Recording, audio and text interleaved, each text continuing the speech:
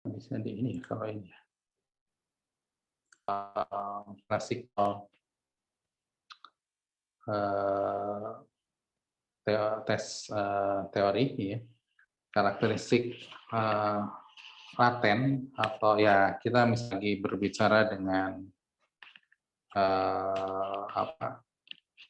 misalkan bagaimana sih tingkat kecerdasan orang kan gitu kan. Jadi ini berbicara dengan psikometrik, tolong dibayangkan semuanya bahwa kita sedang berbicara dengan karakteristik laten ya. Jadi kita item-item atau pertanyaan-pertanyaan, kuesioner atau apalah yang daftar pertanyaan yang kita susun itu sebenarnya sedang berbicara mengungkap sesuatu yang tidak bisa diukur langsung. Ya, kita berbicara seperti itu. Jadi kalau ini adalah sesuatu yang bisa diukur, ya X katakanlah langsung, itu adalah fungsi dari sesuatu yang nilai sebenarnya tambah nilai error. Nah, parameter yang kita ingin tahu itu adalah ini. Ini yang bersifat laten yang tidak bisa kita ukur secara langsung. Ya beda kalau kita lagi berbicaranya berat badan, tinggi badan, kan itu bisa diukur langsung. Itu nggak usah bermain-main dengan psikometrik kalau seperti itu. Tapi ini berbicara dengan kecerdasan, gitu kan ya, berbicara dengan pikirannya dia, sikapnya. Makanya ini kan banyaknya ada di psikologi, ya ada di psikologinya ilmu ini, gitu kan. Nah, yang kita bisa ukur itu adalah indikator-indikatornya, ya, yang bisa kita ukur. Itu yang bisa diukur langsung adalah di sini X-nya, gitu kan ya. Nah, ini padahal kita ingin di sini.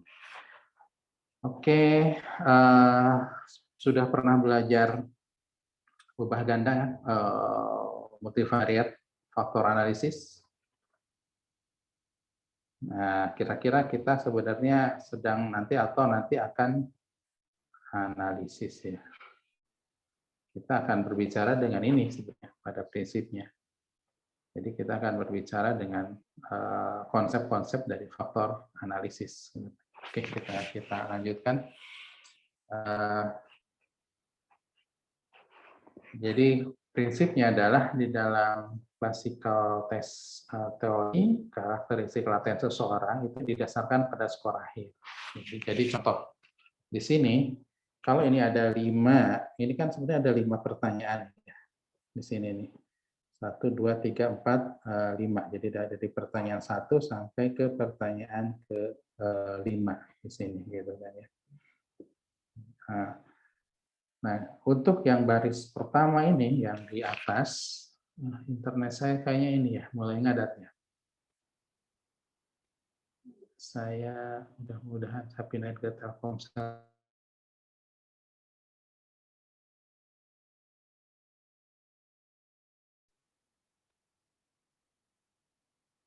Oke, jadi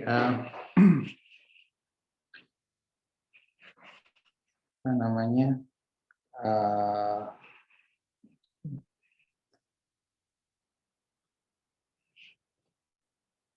Saya lanjutkan ya. Jadi di sini ada 5 pertanyaan ya.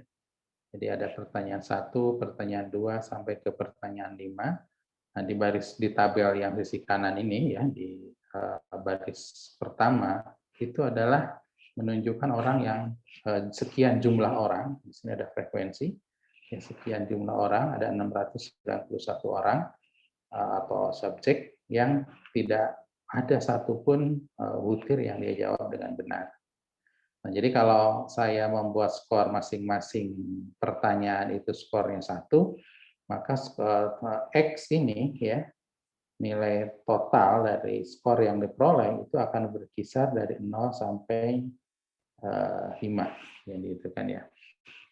Jadi kalau masing-masing nanti skornya yang benar bernilai 4, berarti maksimum akan berapa? Akan 20, minimum 0. Kalau ada negatif, ya berarti minimum akan jadi negatif 5, maksimum 20 kalau seperti SNPTN zaman dulu lah gitu kan ya, dengan yang benar diberi nilai 4, yang salah di minus 1. Nah itu skor tuh nilai akhir ya, atau skor akhir yang tergantung kepada kita mendefinisikan, memberikan poin kepada setiap pertanyaan. Nah, dalam konteks ini kita anggap rata saja, sehingga ya kita tinggal menjumlahkan berapa pertanyaan yang benar.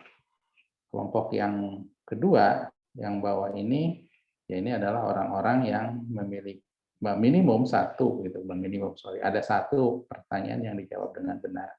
Yang bawah ya berarti ada 2 pertanyaan yang dijawab benar. Nah, dan seterusnya nanti ke bawahnya, gitu kan ya, sampai yang ke 5 ya, ada 5-5-nya benar misalkan.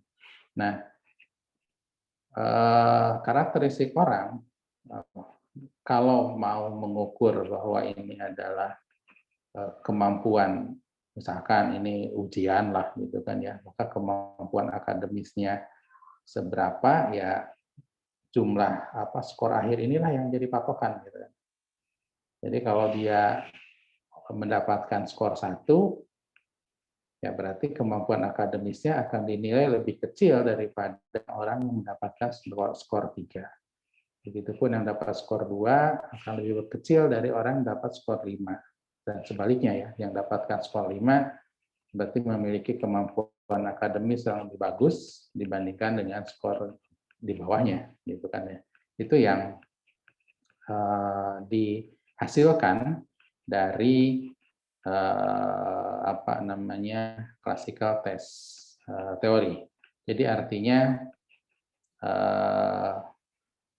kita dalam konteks yang contoh ini ya tidak ada bobot tertentu. Kalaupun nanti ada main bobot-bobotan juga ya sebetulnya bisa saja, misalkan poin nomor 1 bobotnya 1, poin nomor 2 bobotnya 2, poin nomor 3 bobotnya 3, 4, dan 5 gitu kan. Itu boleh-boleh saja kan gitu kan, itu dilakukan.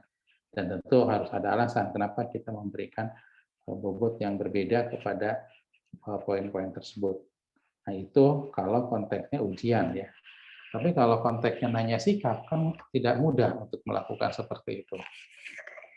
Nah, itu. Nah, sehingga kita perlu mengevaluasi ya, selain ke subjeknya, ke orangnya, juga kita perlu mengevaluasi ke butirnya ya, ke butirnya. Jadi kalau saya ambil ke gambar yang bawah, jadi kalau yang tadi yang saya gambarkan itu kita mengevaluasi ke subjeknya. Jadi kalau ini berarti kan skornya skornya sama dengan 4 gitu kan. Di sini 1, di sini 2, di sini 4, di sini 2 kan gitu kan skornya.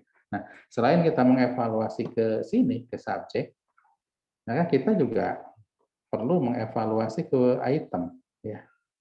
Item 1 itu kayak apa sih? Item 5 itu kayak apa? Nah, di dalam bentuk klasikal tes teori ini, itu yang mudah untuk dievaluasi, ini adalah kalau proporsi berarti ini adalah 3/5-nya yang benar kan. Ini adalah 4/5, ini adalah 2/5, ini adalah 3/5, dan ini adalah 1/5. Makin sedikit yang jawab berarti pertanyaan tersebut makin sulit. Gitu kan. Jadi kalau dari sini maka akan diputuskan bahwa soal nomor 5 itu kan ya, mungkin itu adalah yang sulit. Soal nomor 2 mungkin ini yang mudah gitu kan ya. Yang ini mudah ya, ini sulit, ini mudah. Yang nomor 1, nomor 3, dan nomor 4 itu mungkin kategori sedang. Bisa saja kita melakukan seperti itu misalkan. Nah, dalam bentuk klasikal tes teori, kira-kira itu yang bisa kita lakukan. Ya.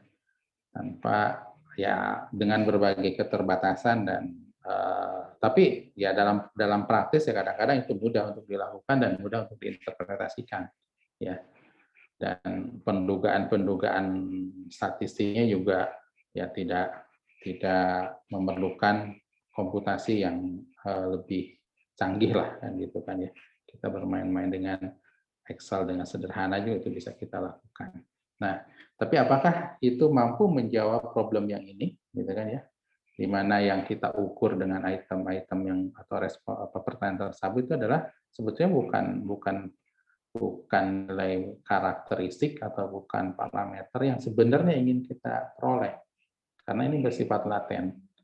Nah, jadi banyak kritik ya dari para peneliti di dunia psikologi bahwa cara klasik ini tentu akan punya kelemahan dan yang harus diperbaiki untuk mendapatkan harapannya sama kalau apapun di konteks statistiknya kita ingin mencari penduga yang sifatnya tak bias. Jadi kita ingin mencari penduga bagi mu nilai tengah ini gitu kan ya atau karakteristik laten yang tidak kita bisa ukur secara langsung itu yang benar-benar menggambarkan orang tersebut.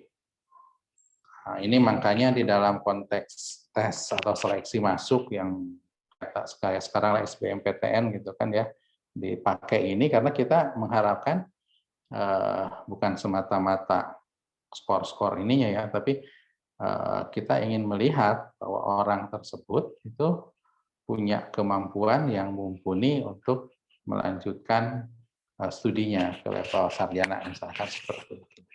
Maka perlu analisis yang tentu jauh lebih baik ya, lebih komprehensif dibandingkan yang biasa. Oke, yang kita ingin cari dimanapun dalam konteks klasikal atau nanti konteks item response theory itu sebetulnya adalah ability sebagai yang paling besar, paling banyak biasanya ini yang kita kemampuan seseorang ya, kemampuannya tergantung terhadap apa gitu kan. Nah, baik parameter ini ya, baik di klasik, baik di yang modern nanti item response theory ya kita asumsikan kontinu gitu kan ya. Nah, tadi saya sudah mengilustrasikan skor yang diperoleh ya. Saya lewat ini biar tetap lah gitu kan. Jadi tadi saya sudah dijelaskan. Nah, yang harus kita perhatikan konsep dasarnya adalah bahwa classical test theory itu didasarkan pada model true score, yaitu suatu model yang menghubungkan skor yang dapat diamati dari seseorang atau subjek tertentu dengan lokasi orang tersebut pada kubah laten. Jadi tadi sebetulnya kita punya X ini yang diukur, kan fungsinya adalah ini. Gitu kan ya. Nah, ini perubahan latennya mu ya, tadi bisa ability, bisa apa, itu kita asumsikan continue.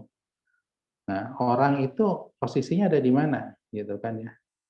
Jadi misalkan kalau mau di notas tengah-tengahnya atau tuan tengahnya standarnya di 0 bisa lebih kecil bisa lebih besar dari kondisi 0 atau berapalah. Nah, asumsi atau dasar dari classical test theory itu sederhananya sih sebenarnya gini lah. Apa yang dia peroleh melalui ujian atau melalui tes yang diberikan itu kita anggap gitu kan bahwa lokasi dia pada mu ya, lokasi dia pada yang sifatnya laten pada ability misalkan itu ya seperti yang digambarkan oleh si X tersebut. Jadi kalau tadi dari contoh ini ya tadi di depan itu skornya adalah mulai dari 0, 1, 2, 3, 4, 5 gitu kan ya. Ya, walaupun asumsinya kontinu dalam konteks tertentu ya kita deketin dengan diskret. Jadi kalau ada orang tertentu ya yang hasil tesnya ini katakanlah ini ya. Jadi ada sekian orang yang hasil tesnya 1, maka dia itu posisinya ya dia ada di sini gitu kan ya. Orang-orang yang ada di sini itu posisinya adalah di secara skala ya ability-nya untuk skala dari 0 sampai 5 dia ada di skala apa di poin 1 gitu. Kira-kira nah itu. Jadi kita mempercayai, jadi prinsipnya adalah dari classical test theory, kita mempercayai bahwa ya dugaan kemampuan bagi orang tersebut itu adalah sama dengan skor yang dia peroleh, gitu kan ya. Jadi sederhananya kira-kira seperti itu. Itu yang harus menjadi perhatian. Nah, kita atau sebagai konsepnya lah, gitu kan ya, konsep dasar dari classical theory, test theory. Nah, kita perhatikan bersama-sama kalau ada orang tertentu kita berikan instrumen atau kita berikan soal berulang-ulang sebanyak tak hingga kali, kemudian pada setiap pengukuran kita catat skornya. Jadi kayak memberikan soal tapi nggak hanya sekali. Kalau ujian itu soalnya sekali ya. Nah, ini gugus soalnya berkali-kali kita berikan sampai tak hingga, ini konsepnya statistik ya. Maka rata-rata untuk nilai yang diamati ya dari individu ke IP terhadap atau dari pemberian instrumen berulang-ulang itu tidak lain adalah mu. Ingat teorema limit pusat kan gitu kan ya. Nah, kira-kira ini sebenarnya aplikasi dari situ lah. Jadi satu orang diberi soal, skornya dapat X1 gitu kan ya. Terus orang tersebut diberi soal lagi X2. Terus dan seterusnya X3 dan seterusnya sampai X ke N. Maka dugaannya ya mu-nya dugaan mu-nya itu adalah ini 1/n jumlah xi untuk i1 sampai dengan n. Dan ini kalau n-nya besar ya, kalau n-nya tak hingga, ini tidak lain adalah nilai harapan dari xi, gitu kan ya. Itu yang ini. Nah itu. Tapi kan dalam praktek hal tersebut ini nggak mungkin dilakukan. Yang dilakukan dalam praktek ya seorang cuma diberi satu jadinya. Ini dari individu pertama, nanti individu kedua juga gini. Nah, kalau bisa dilakukan sebanyak n kali gini, ya aman, beres gitu kan ya. Nggak usah kita bermain teori yang kompleks-kompleks. Cuma kan dalam praktek nggak mungkin melakukan seperti itu. Sama kalau kita melakukan survei, kan kalau berbicara dengan penduga tak bias dan segala itu kan konsepnya adalah nilai harapan. Kalau kita mampu mengukur lebih dari sekali, sebanyak n kali, n sangat besar, maka rata-rata dari skor yang diperoleh atau rata-rata dari para penduga parameter yang diperoleh dalam konteks ini skor X ini adalah skor. Itu tidak lain adalah nilai tengah yang sesungguhnya. Karena dengan teorema limit pusat dia pasti akan ke situ kan, nilai harapan dari X nilai harapan dari X bar itu adalah mu kan gitu kan. Oke, tentu kalau kita amati masing-masing X1 sampai Xn, kemudian kita di akhir punya ini ya ini akan akan ada selisih gitu kan ya.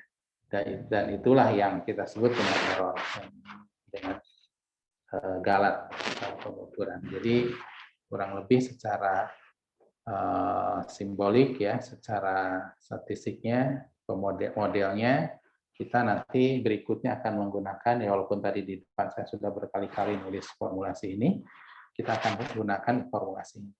Jadi X yang bisa diukur, yang bisa skor yang bisa diamati, mu adalah parameternya atau karakteristik yang tidak bisa diukur secara langsung ya, karakteristik latennya, dan E adalah galat pengukuran.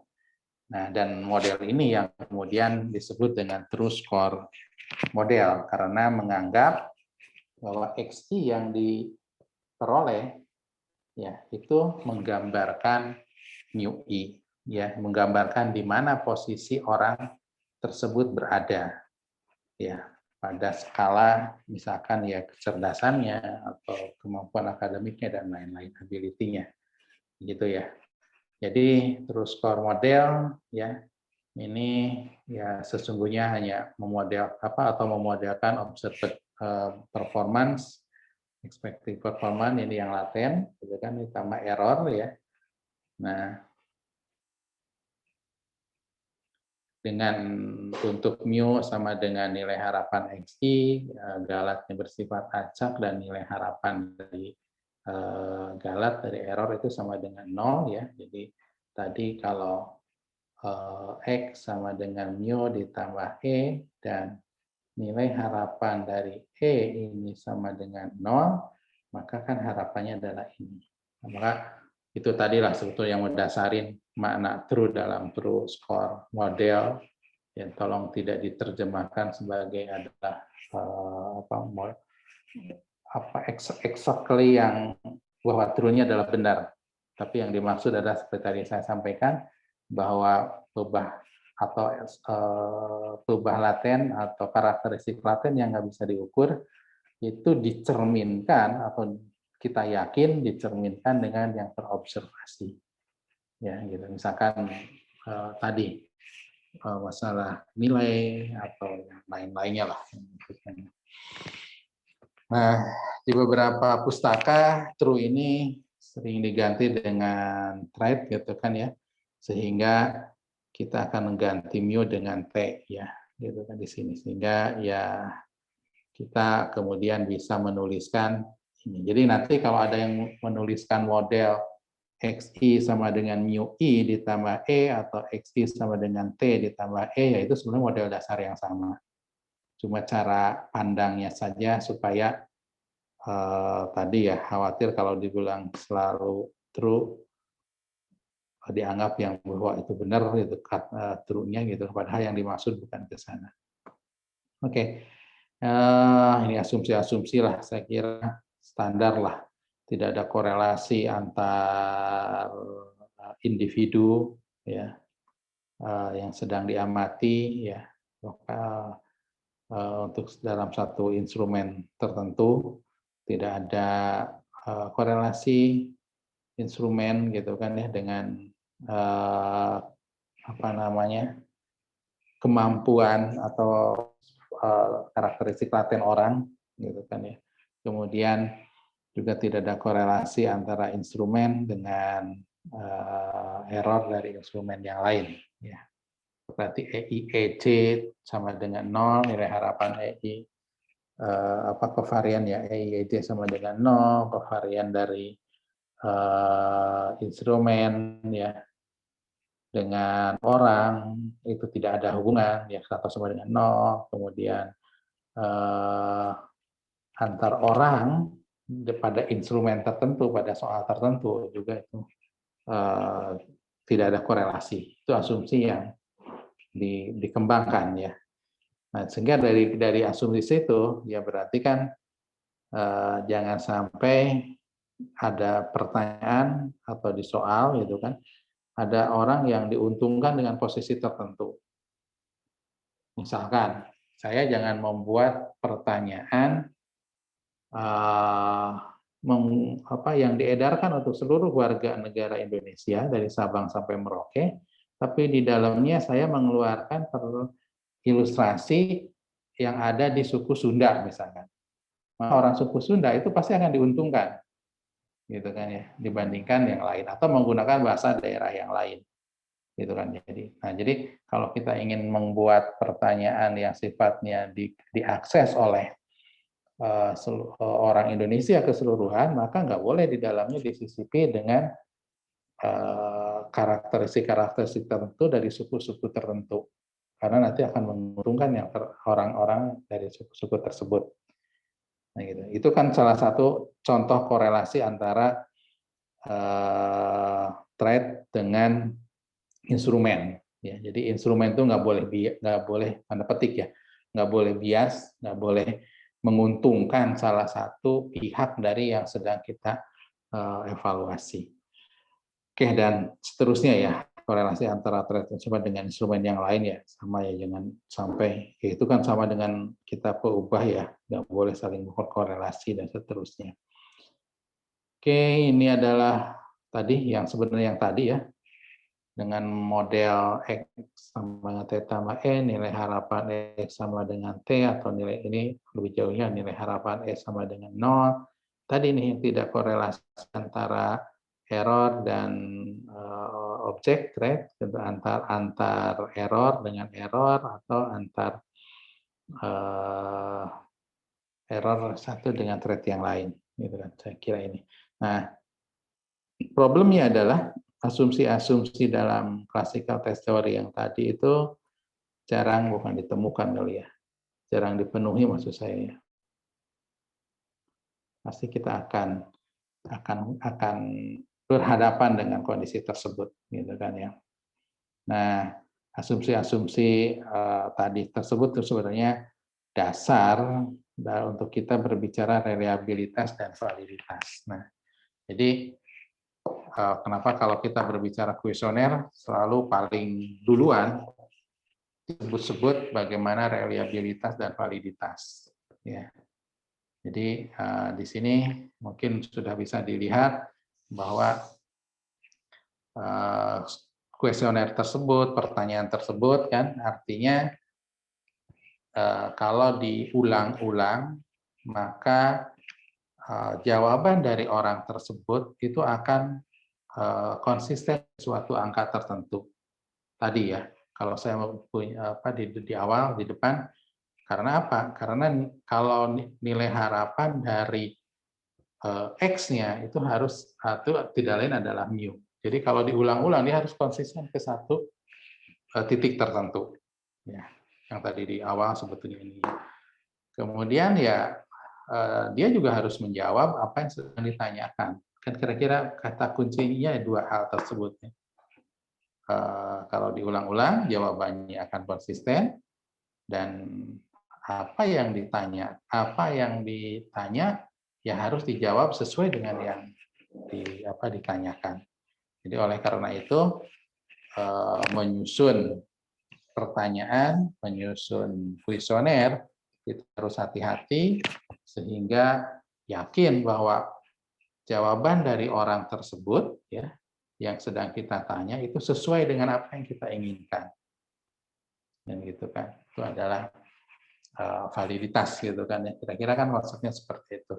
Nah, itu apapun bentuk pertanyaannya, kuesionernya, ya sebenarnya dasar pemikirannya tadi yang depan. Kenapa akhirnya muncul istilah reliabilitas dan validitas. Oke, banyak cara untuk mengukur reliabilitas dan ataupun mungkin validitas gitu kan ya dalam perkuesioneran gitu kan.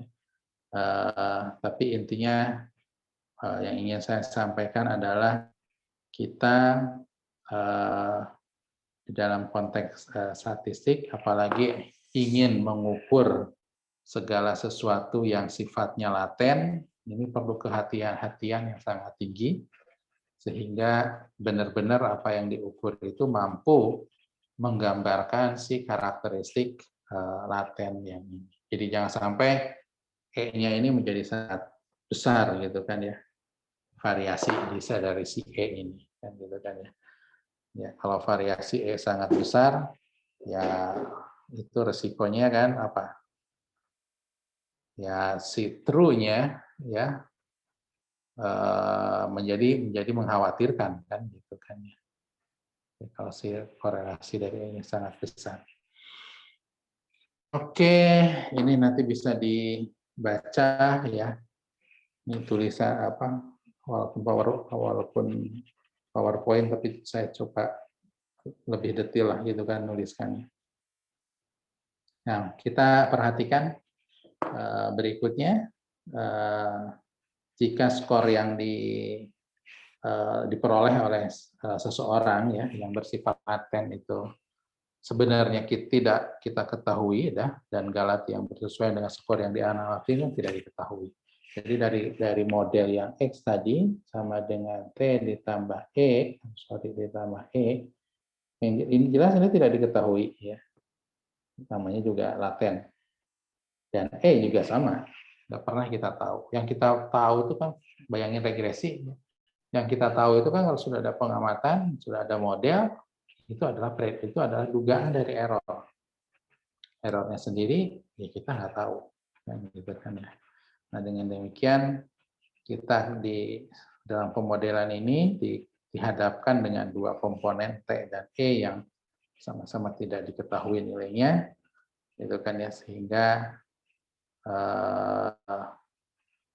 perlu suatu teknik ya. Intinya kan yang ingin diduga adalah T. T-nya sebesar apa atau sebagaimana gitu ya.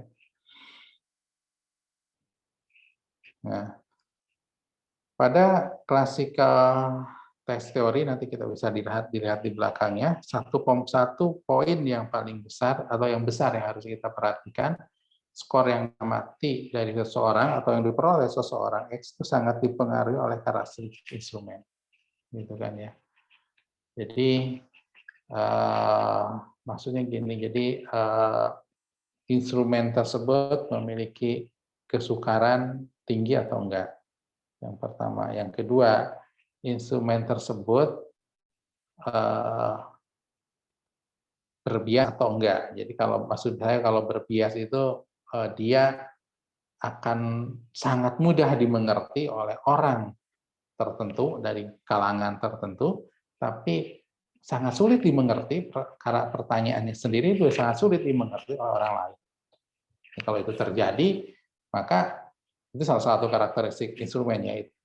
Kalau itu terjadi, maka ya akan mengacaukan kepada kepercayaan kita bahwa T diduga dengan baik oleh X. Okay.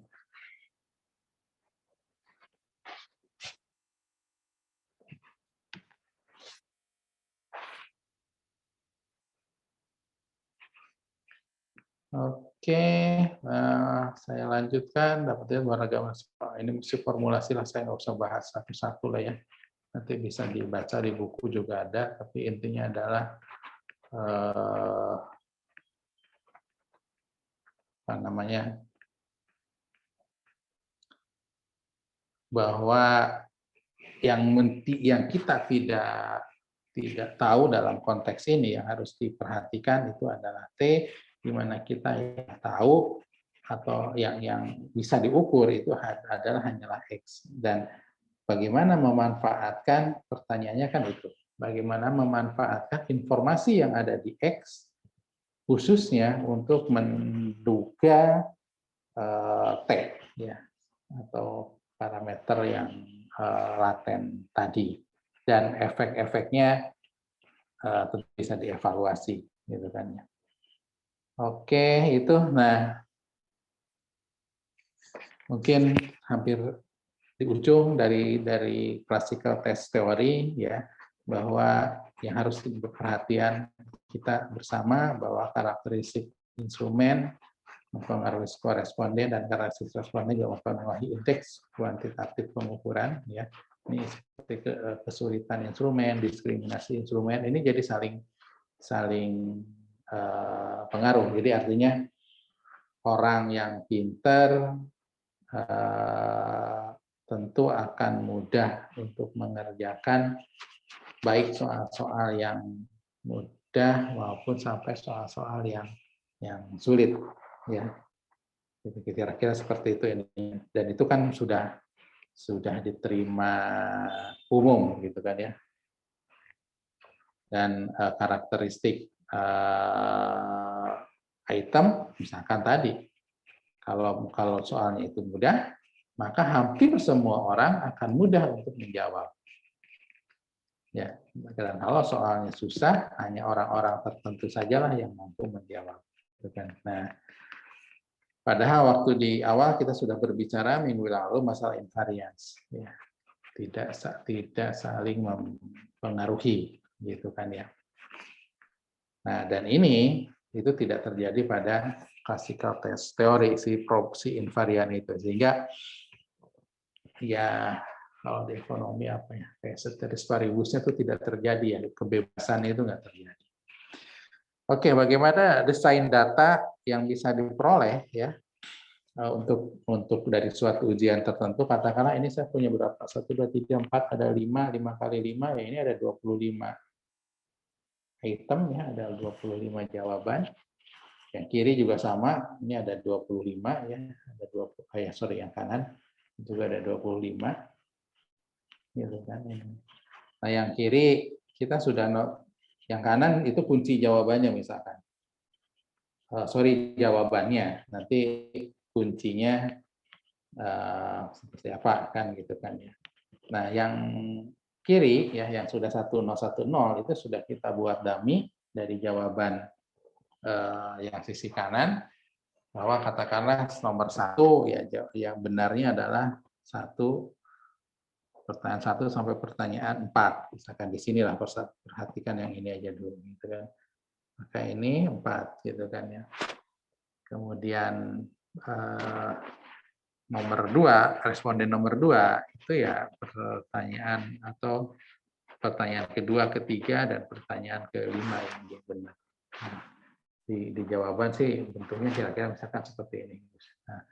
Nah, kita kalau sudah dapat jawaban atau bentuk data yang 1010 ini, yang paling mudah yang dikotomi dulu, maka kita akan evaluasi.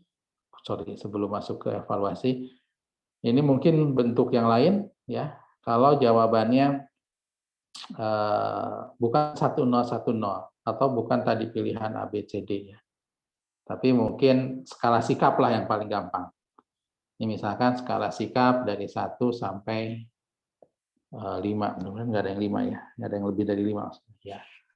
Jadi bagaimana orang pertama kalau diberi 14 pertanyaan dia akan seperti apa. Jadi kalau ini ke samping ini akan setiap orang kan, gitu kan ya. Berarti kalau jumlah ke bawah apa?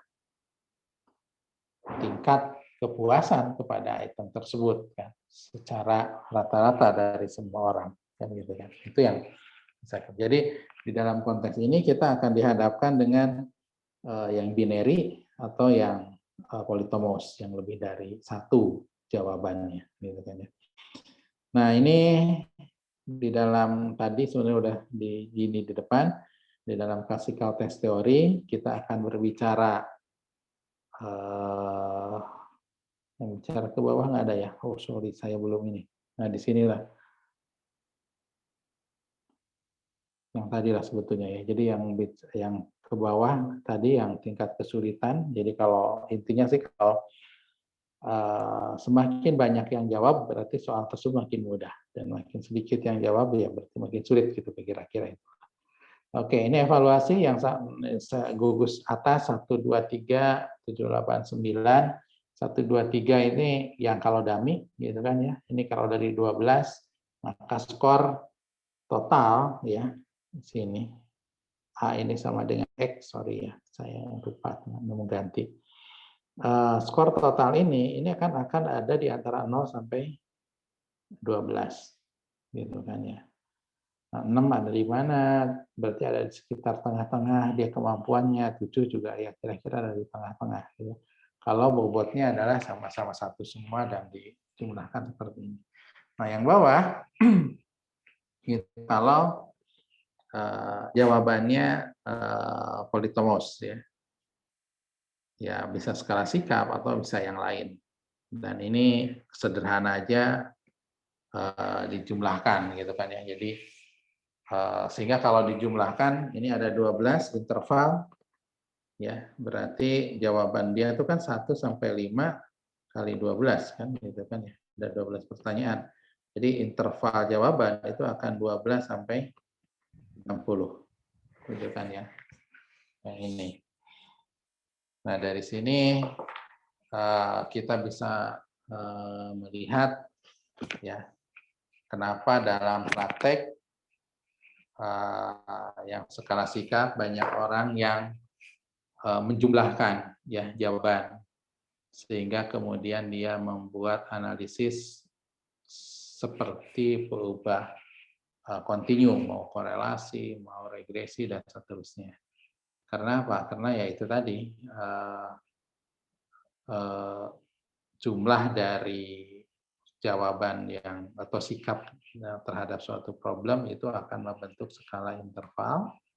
Nah, tapi secara sifat dia itu karena masih menjumlahkan ya masuk ke dalam, bukan menjumlahkan ya, karena konsepnya hanya menjumlahkan jawaban, maka dia masuk ke dalam keluarga classical test teori yang tentu tadi sudah dilihat beberapa problem yang akan dihadapi dari classical test teori tersebut. Oke, sampai sini ada pertanyaan. Jadi ini untuk nge-review ya. Jadi intinya sih sebenarnya ingin saya sampaikan. Nanti kita akan dihadapkan dengan problem data seperti ini ya, yang 1010 ya. Jadi kita akan dihadapkan dengan problem datanya itu seperti ini. Ini kebetulan hanya 20 orang dari 25 item. Gitu kan ya. Yang mungkin sebelumnya struktur datanya itu yang sisi kanan gitu kan ya. Jadi yang sisi kiri itu benar salah ya diperoleh dari awalnya sih jawabannya pilihan ganda seperti ini gitu kan. Dapat ini. Kemudian kita akan evaluasi bagaimana ability, bagaimana kemampuan si nomor 1, nomor 2, nomor 3 dalam satu dimensi tertentu ya nanti kita yang biasanya saya sebut dengan ability ya. Itu kemudian dalam skala yang sama juga kita bersama-sama akan mengevaluasi bagaimana setiap butir soal tersebut yang 25 itu memiliki karakteristik yang baik ya untuk mengukur, gitu kan ya. Nah, jadi nanti itu yang akan kita diskusikan lebih lanjut, gitu kan ya. Nah, dengan classical teori yang bisa kita lakukan hanya ke samping kita jumlahkan itu akan kita percayai sebagai bahwa itulah kemampuan orang tersebut. Jadi kalau orang pertamanya ada berapa nih? 1, 2, 3, 4, 5, 6, 7, 8, 9, 10, ada 11. Ya, berarti kalau dia berarti sebenarnya ada dari skala yang sampai 25 ya. Dia benar 11 dari 25 pertanyaan. Mungkin nanti ada yang benar 20 dari 25 pertanyaan. Nah, 11-nya itu kita meyakini bahwa itu yang terukur dan itu yang menggambarkan dia ya si nomor 1 si responden tersebut itu kemampuannya ya lebih kurang ada di tengah-tengah gitu kan ya. Karena kan skalanya dari 1 atau dari 0 sampai 25. Itu di classic teori. Terus kalau saya evaluasi per kolom ke bawah, ya ke sini ke bawah. Jadi di sini nanti dijumlahkan berapa banyak yang benar dan berapa banyak yang salah, ya. Maka semakin sedikit yang menjawab benar, kita meyakini soal itu sulit, gitu kan ya. Dan semakin banyak yang menjawab benar, kita yakini soal tersebut mudah. Nah itu. Nah, tapi kan skalanya terus karakteristiknya itu kita tidak bisa langsung membandingkan problemnya di classical test teori itu. Kita hanya meyakini aja angka-angka itu kira-kira posisinya itu ada di mana. Dan tadi bahwa antar soal, antar ini dengan cara ngitung seperti barusan itu akan ada interaksi yang sebenarnya harus diasumsikan tidak terjadi, tapi dalam konteks ngitung seperti barusan, itu sebenarnya terjadi interaksi tersebut. Nah, itu adalah problem yang harus akan diperbaiki. Nah, problem yang kedua, datanya adalah polytomos, seperti ini, gitu kan ya. Jadi jawabannya tidak hanya satu. Kalau yang tadi biner, 1010.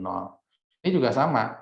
Bagaimana posisi orang, skornya seperti apa, yang paling mudah kan tinggal ngejumlahkan gitu kan ya ke kanan ya seperti yang ini ya yang bagian nomor 7 8 9 ini tinggal ngejumlahkan itu untuk menggambarkan kemampuan orang dan untuk menggambarkan bagaimana butir atau item atau pertanyaan itu jumlahnya jumlah ke bawah. Nah, dengan nanti bisa dibaca lebih detail ya terkait dengan kelemahan dari classical test teori ini, sehingga kemudian dikembangkanlah yang item respon teori, di mana kita akan berbicara dengan konsepnya adalah nilai harapan. Nah, kalau di sini kan kita tidak berbicara, yang barusan kita bahas itu tidak berbicara nilai harapan sesungguhnya. Kita hanya berbicara dari satu kali observasi, satu kali mengumpulkan data, kita meyakini bahwa itulah ini. Kalau dalam inian saya biasanya kayak direct estimator lah, tidak berbasis model. Nah, di item respon teori nanti kita akan berbasis kepada berdasarkan kepada model, kemudian konsepnya adalah nilai harapan. Oke, sampai sini ada pertanyaan? Pas dulu lah ya, mata saya juga udah merah kayaknya.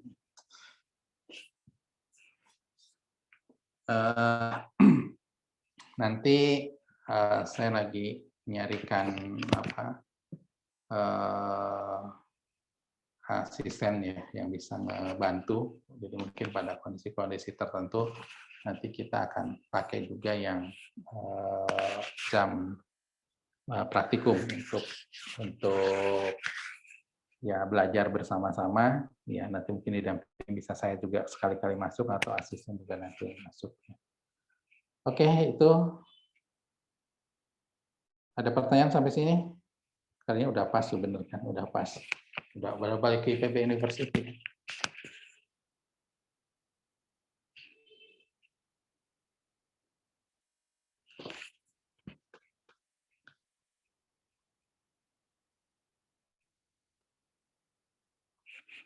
Kok enggak ini? Discard. Oke.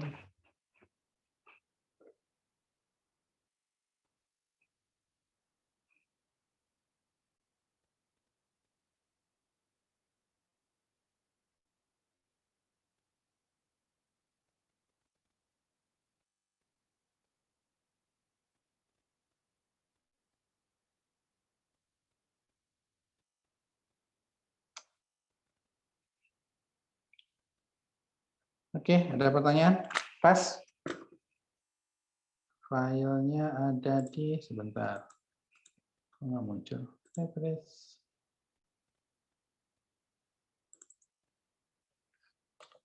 Sambil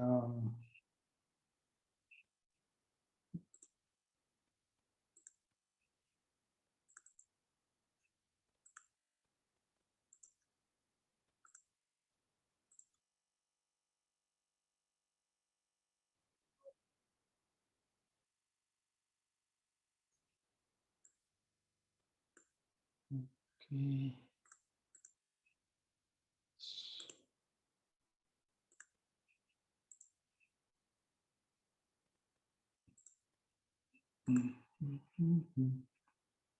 Ngirim tuh di mana? Di chat ya? File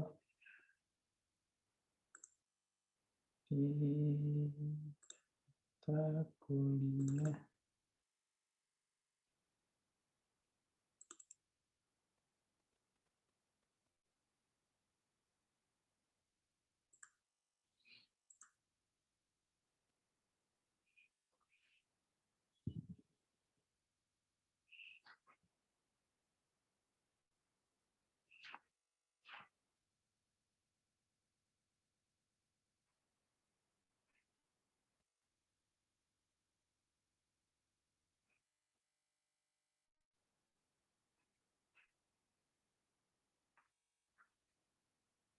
Oke, saya sudah kirim di chat. Silahkan diambil dulu.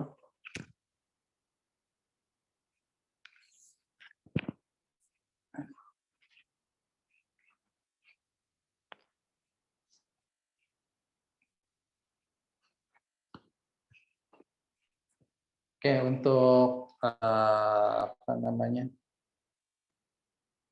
softwarenya yang terkait mulai minggu depan kita akan sudah bicara dengan item respon teori. Minggu depan kita akan bicara dengan yang satu parameter ya. Yang nanti kalau mau baca buku jurnal atau apa, termasuk yang one parameter itu adalah RAS model. Nanti di mana sih kenapa disebut RAS model? Secara umum sebenarnya one parameter, cuma RAS itu spesifik pada saat nilai difference-nya konstanta tertentu gitu kan ya. Itu dari RAS model. Tapi secara umum adalah one parameter, satu parameter. Jadi untuk minggu depan silakan baca yang satu parameter. Nanti kalau di awal kuliah minggu depan saya tanya semua udah paham yang satu parameter kan nggak usah kuliah kan.